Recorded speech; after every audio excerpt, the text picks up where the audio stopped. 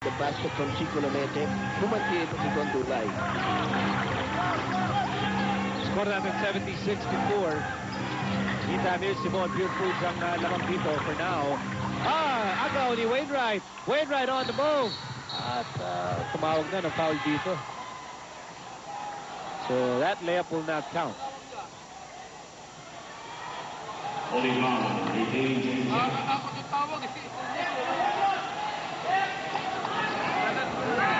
Holding foul.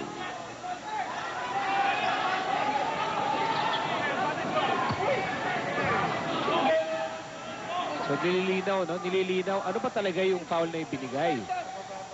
The announcement made was it was a holding foul. Kasi But there's a contention. Like baka naman flagrant. Oh. Well, yun.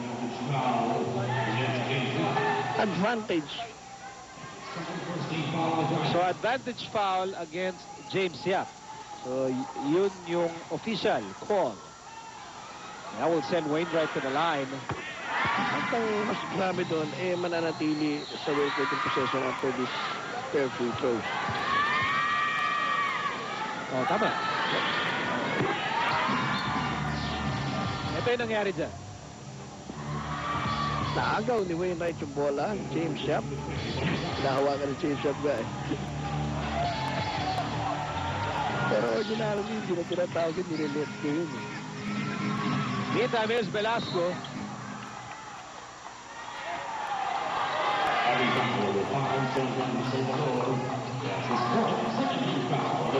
Fourth personal laban kay Salvador.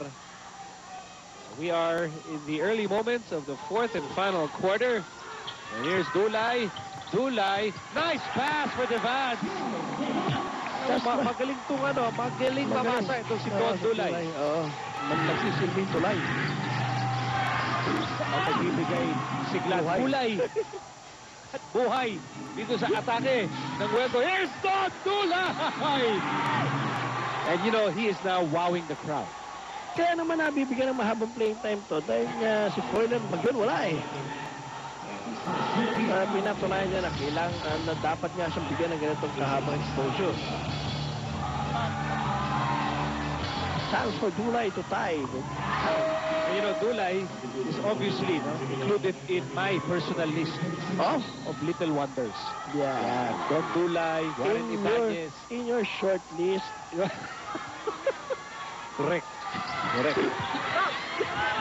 My personal short list. Magkakasama kami dyan nila Topex Robinson at Warren Ibanez. Well, short list na. Siyempre, team captain namin, Jimmy Alapag. Yeah. Well, siya lang sa amin ang kaya dumakdak eh. Oh. Okay, back to the ball game. Here's Roger Yap, hounded by Joey Mente. Here's James Yap. 4-3. Yes, sir! Ang matay sunod yun eh. Dahil isang puntos na lang kalamangan itong Pure Foods. Now it's back to 4. 73-69. Pure Foods on top. Babawi! At that time, on the floor for Pure Foods, Pingris, Raimundo, Roger Yap, James Yap, and Salvador. Ngayon ko nakita yung Dulay, papalitan na siya ni ano eh. Ito hindi na agad ang preso. Papalitan na ako ha. Meantime, here's James Yap. Nakatapat.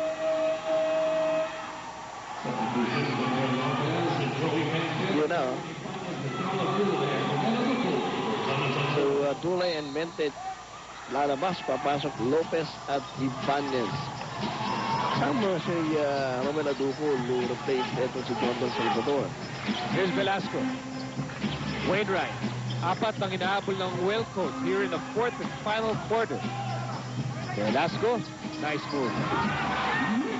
Ang layo kasi, nung pinapamunan niya kung nasa likod niya itong si Kerber Raimundo nang wala sa makapan, nag-curl itong si Nick Velasco. Nick Velasco now with 21. Eh, wala ka nang mahihingi pa sa dalawang big men ng Huelco. Pareho nang lampas 20. Pag umabot pa ng difference yan, maklase na. Raimundo, nowhere to go. Top shot. Bola, naku ni Adugol. Adugol. Sabi na ulit kay Romel. And a foul is spotted here by referee Leda. At hindi makapaniwala dito si coach Leo Austria. At si Devans at tinawagan ng foul at napakasakit ito dahil pang-5 na ni Joe Devans.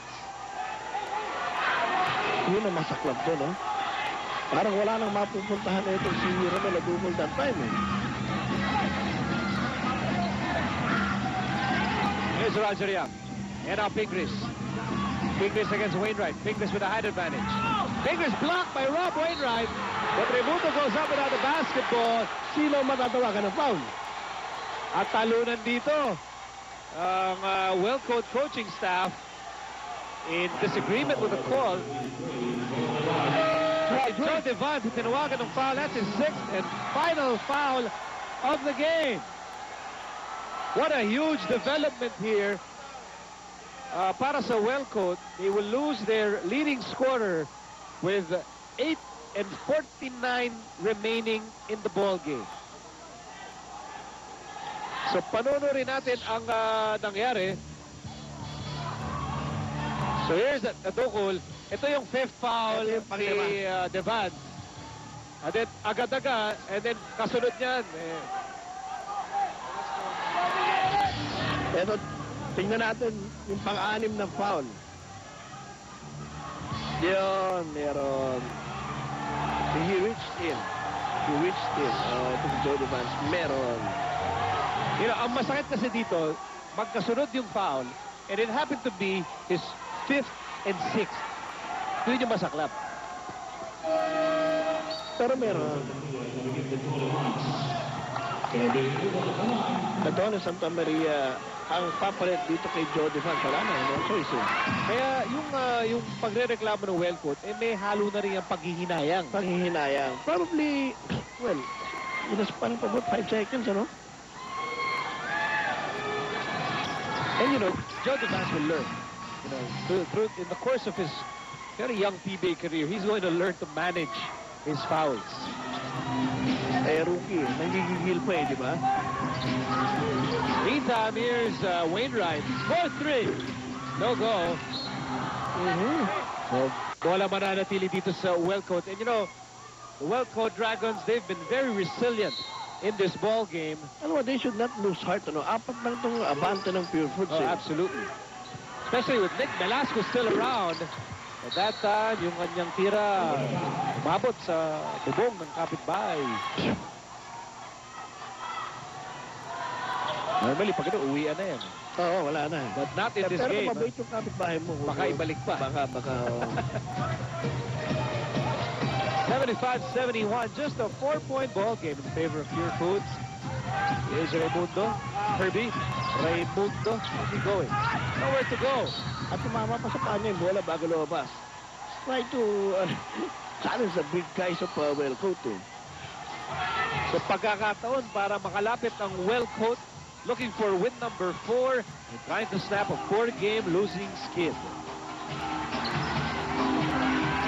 Ibanez on the left side. And Wainwright. 4-3. No go. Long rebound para kay Roger Yap at babagalan na ni Roger Yap at takbo ng laro. Mahaba pa ito. Na halos 8 minutes pa itong natitira sa game. So, kumbaga itong Wellcoat dapat limutan muna na si Devans. Pwede pa naman eh. Pero di nila pwede kalimutan si James Yap with 21 points. PM3 for James Yap. And James Yap, just like that, lumabas na ng 20. Kanina hirap na hirap pumuntos eh. Well, that's what excellent scorers do. Velasco double team. Here's Ibanez. 4-3. Yes, sir! PM3 for Jare Ibanez. And I tell you, ayaw magpaiwan. Ayaw. Ng Wellcoat. Hindi po sila susuko ng ganun-ganun lang. Pang 5 puntos yan itong si Jaire Ibanez. Pero at the right time naman dumating. Here's Yap. Man with a million moves over to Raimundo. Raimundo. Trying to go off the glass. Adukol with a putback. Just like that. Yun naman talaga ang papel ni Romel Adukol. 13 points in the ball game for Romel Adukol. Meron pa siyang 7 rebounds. Here's Denver Lopez to Velasco. Velasco now the focal point of the Wellcoat offense. Velasco. He will take 2.